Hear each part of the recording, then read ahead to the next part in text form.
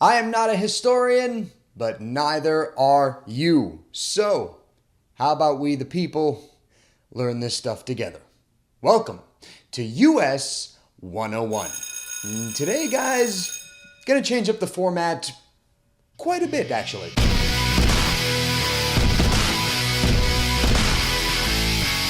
Okay, guys, so full disclosure.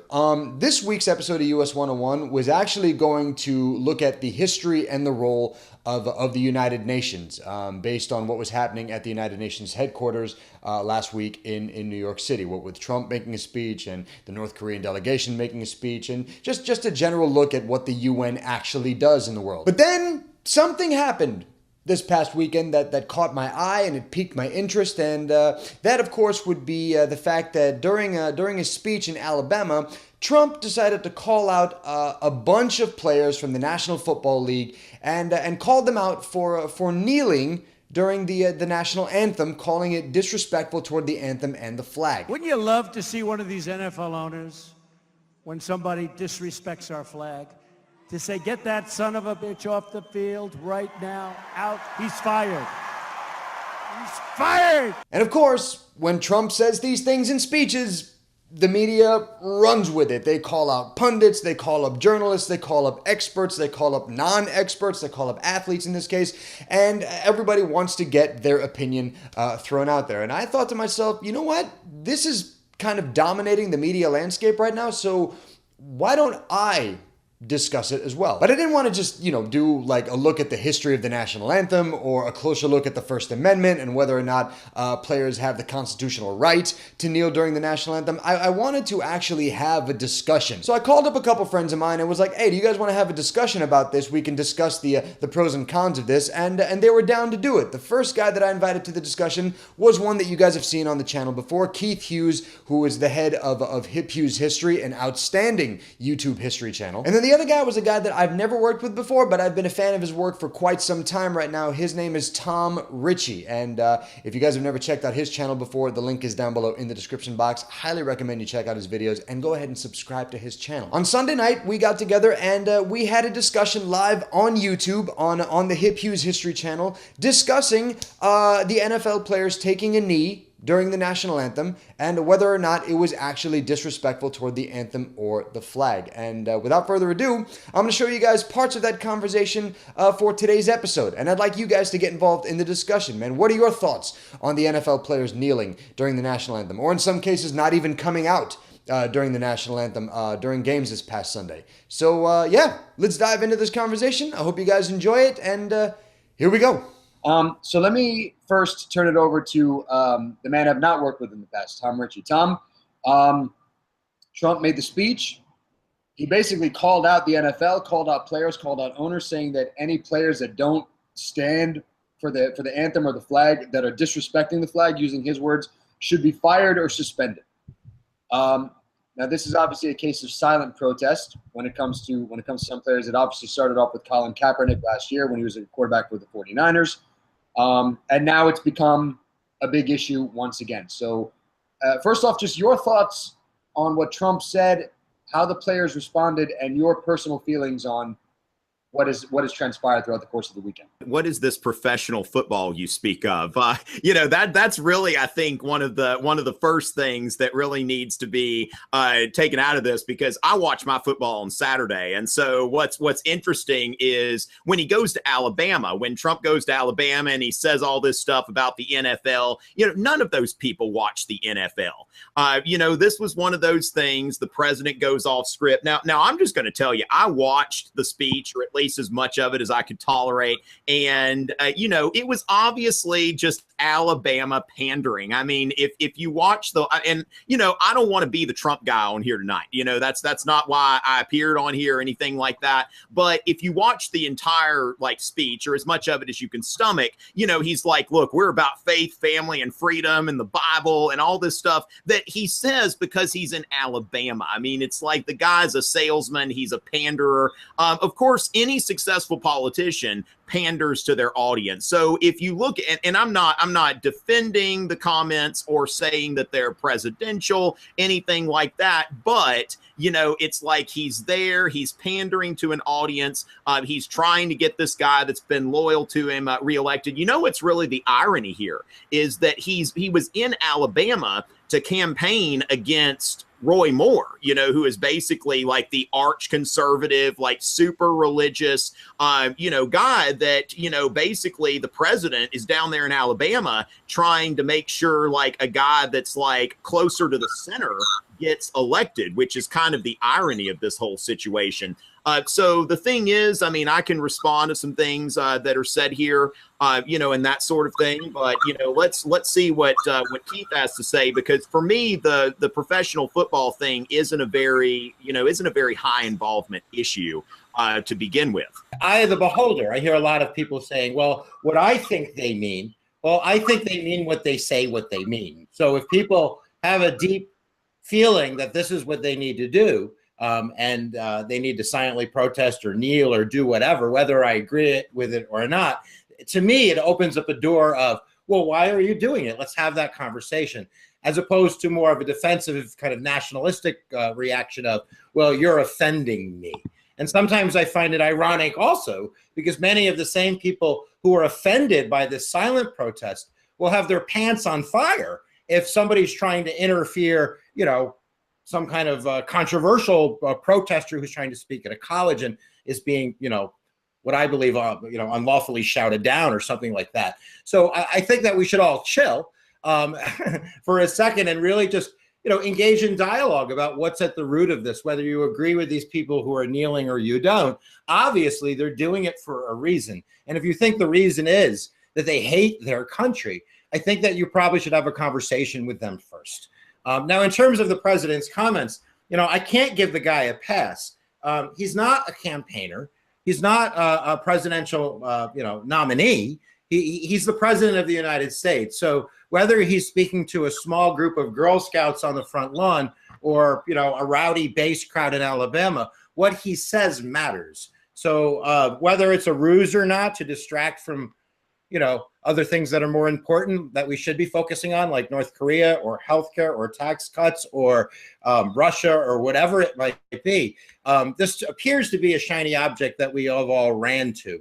And we support Trump's policies. A lot of times you'll hear them say, and I'm not saying Tom is this guy, but you know, I'd rather not talk about the president and what he said. Obviously, it's not presidential, and let's just move on. But I think all for a second, we should just kind of soak that in, that this is the president of the United States, condemn what he said, and then hopefully have a conversation about what it's at the root of this, which is our culture and being empathetic and listening to other people. In the case of Kaepernick, I mean, Kaepernick, his whole narrative last year, which is why he kind of sucked, to be honest with you, last year when he was playing for the Niners, was his kneeling against the national anthem and so forth and so on. But then people have said, well, if it was a white player that did it first, would he have been villainized as much as Kaepernick?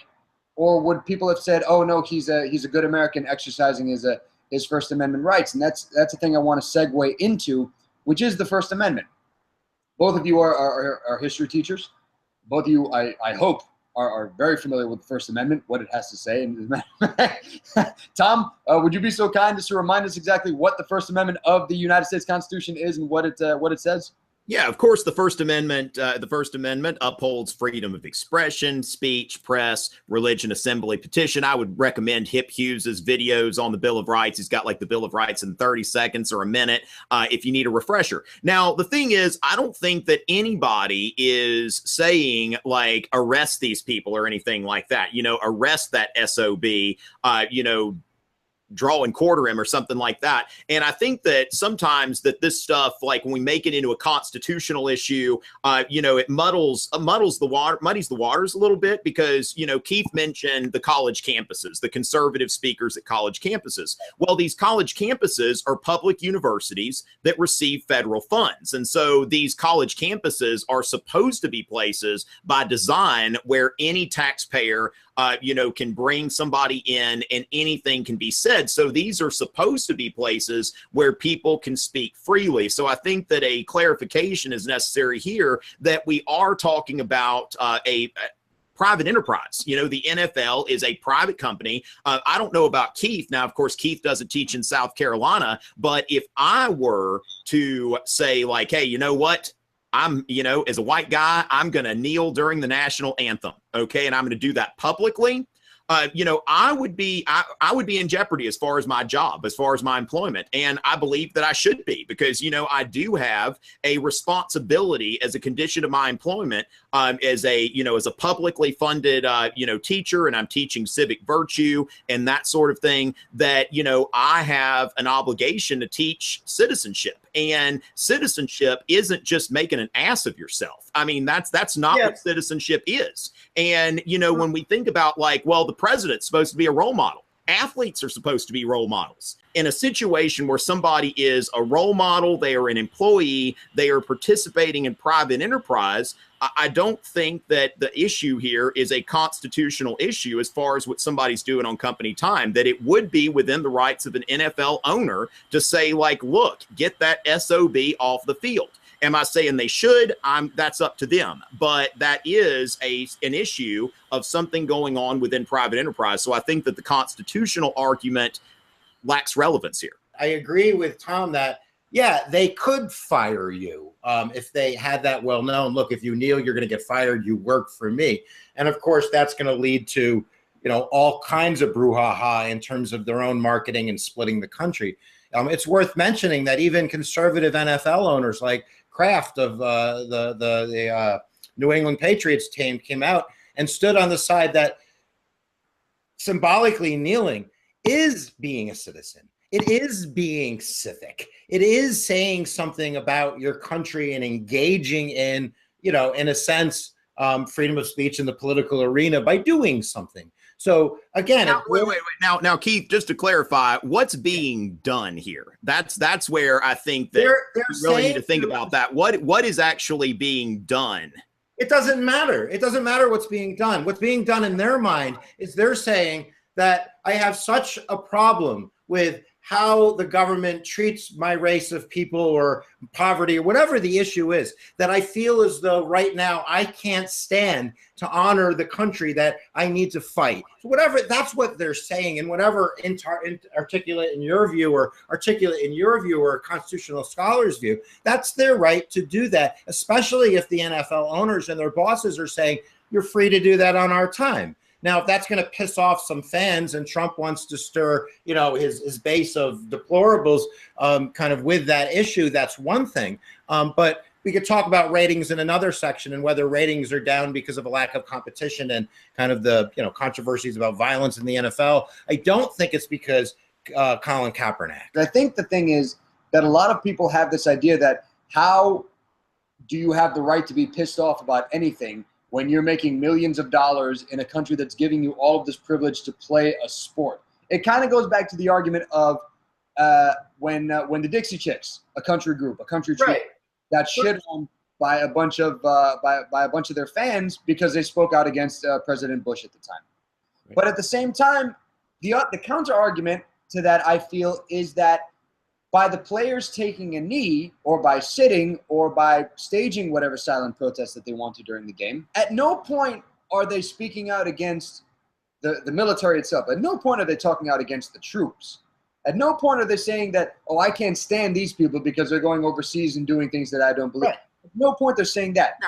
What I feel is happening in this instance is by taking a knee was very much, look, it's not me versus the United States. It's me versus an issue that's happening in the United States that doesn't recognize me as a person at this time. So I'm going to stand up against that specific issue by using the biggest platform that I have, which is my sport, which are all these cameras, and say what I have to say without verbally, without using my words, without having to verbally upset anybody. But what the hell are they saying? I mean, this is the thing. Like, you know, you say at no point are they disrespecting the troops. But see, people, like, we live in such an increasingly narcissistic culture that people only think about what they're trying to say, not about how it's going to be received and what people hear. And I think that that has to be appreciated on some level. You look at the situation in Pittsburgh, where the guy that was a veteran, you know, came out and put his hand on his heart and stood up, that the national anthem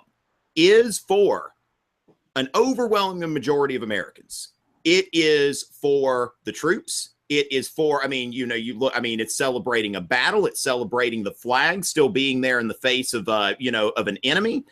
This is something that unifies people. And the thing is, you know, I would say, I mean, you know, they're picking this, you know, this speech, but then again, you know, with silence, it's all about how people are going to hear it. And they take the one thing that in a divisive time like this, until Colin Kaepernick thought, hey, I can draw some attention to myself, that this is something that united people. And they're taking something that unites Americans. And you know what? I'm going to turn this into something divisive in order to make a point that the people I want to hear the point aren't going to hear. It's like when you think about these, you know, these conservative white people that they're trying to reach out to, all it's doing is alienating them, you know, and I've talked to a good many people, and I don't have as strong of opinions on this personally as the people I've talked to. But when you look at this, you know, a lot of people that I talk to, and even younger people here where I live in South Carolina, you know, responded in much the same way people did for you. And this is where I come back to citizenship.